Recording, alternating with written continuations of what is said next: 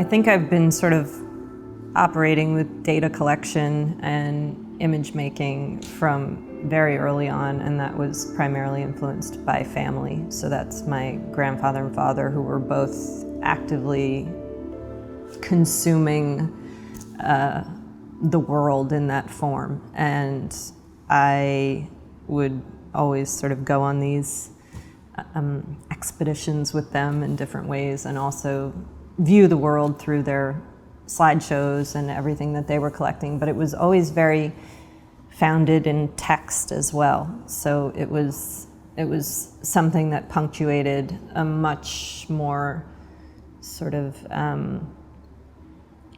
rigorous or researched or complex structure. And that was how I learned about the world, through these sort of often fantastical stories that didn't necessarily feel rooted in what I was looking at. And there was this huge disconnect between the sort of elaborate narratives he would weave and the banality of what I was staring at. And I think that's something that somehow left an indelible mark.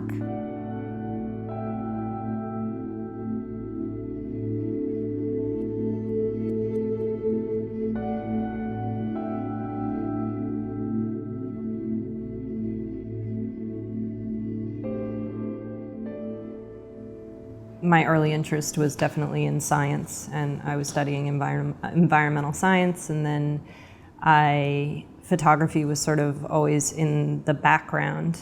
And I went to university. There was an art school down the road, and I sort of took courses there without paying, and they just sort of let me go along, and ended up doing that through the entirety of my time at university, and just have access to the gear and the chemicals and being able to make work.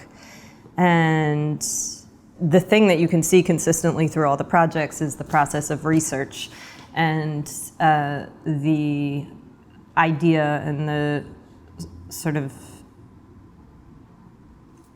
the intricacy of all the steps and rejections and complexities along the way to actually realizing the work. And so that is consistently underneath every project I do. But then the end result is primarily guided by whatever that idea may be. And so that can differ radically. It could be photographic, textual, performative, sculptural. And I mean, that said, photography and text are always sort of somewhere in there.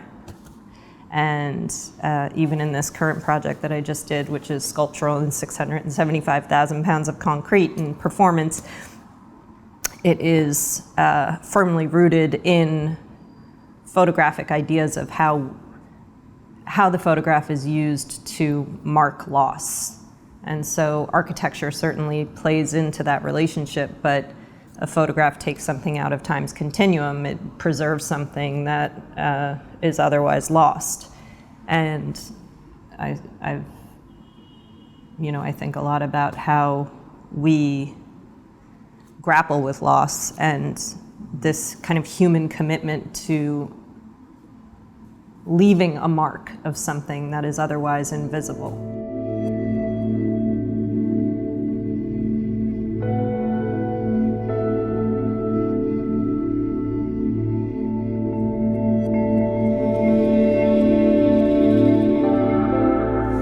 I started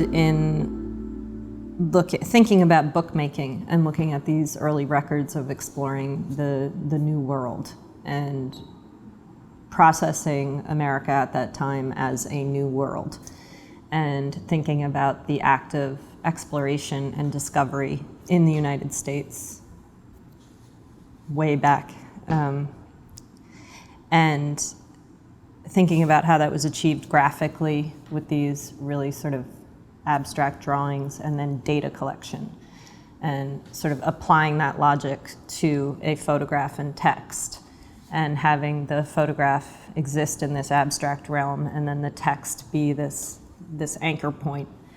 And it was a post 9/11 America, and one in which the government and media and even individuals were very much looking outside of American borders. And so during that time, I looked inside American borders, and I was looking at the divide between public and expert access to, it could be to sites from different domains that are sort of foundational to America. So religion, security, governance, entertainment, law, and thinking about the sort of psychological barriers and also bureaucratic barriers within those explorations.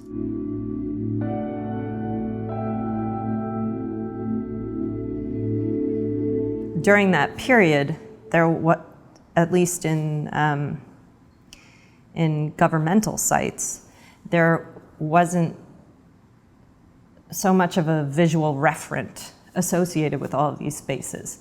Now we live in a time where these sites have sort of caught up to the technology that, or what technology allows, and are savvier and give the illusion of being able to access these, and this illusion of welcoming and somehow being able to see a center point, even no matter how hidden it may feel. This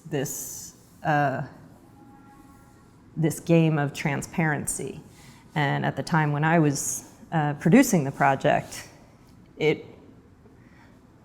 that illusion wasn't present. And so for me in the beginning, it was actually very difficult to get into a lot of the sites that had very clear red tape. So that could be anything from the CIA to a military installation, or and as soon as I had done one, for example, and I had a contact at the Department of Homeland Security or in the U.S. Army, or somebody who could vouch for the project and how it was going to operate and what I was aiming to achieve in my photograph, because I was in this project, I never snuck an image. It was about how far I could get with absolute collaboration with these systems of authority, and what were they going to grant me if I sort of pushed in as far as one could get, and what is that distance from the center that I could get to.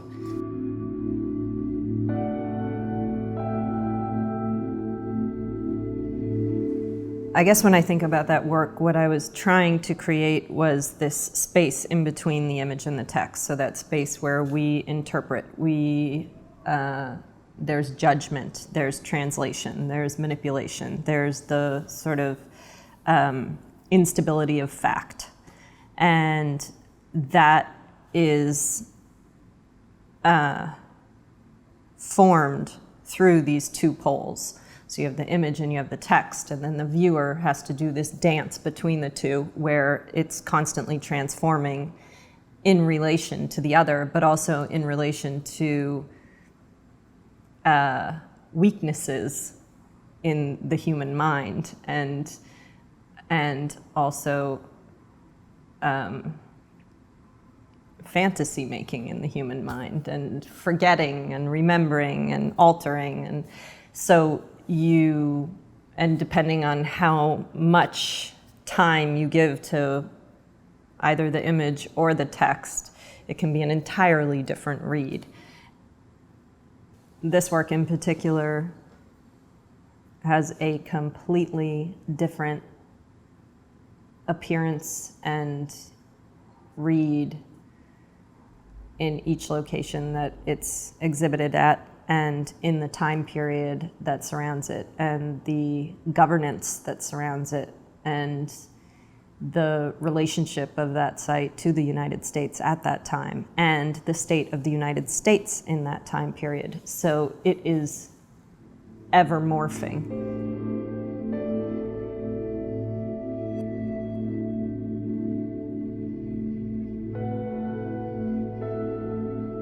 Well, what interests me in that is actually where the secret is positioned in relation to that. So you have this like mass influx of imagery, and the image has certainly positioned itself in a more disposable place because of just the proliferation. And sort of think about that in relationship to the secret and transparency, and that and where the secret goes when we are suddenly more and more exposed and mindful of the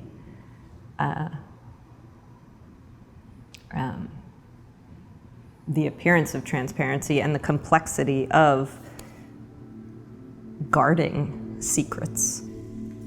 I'm interested in that anxiety. So in human nature, to not allow something to be invisible, this want to create visibility, and that somehow creates purpose.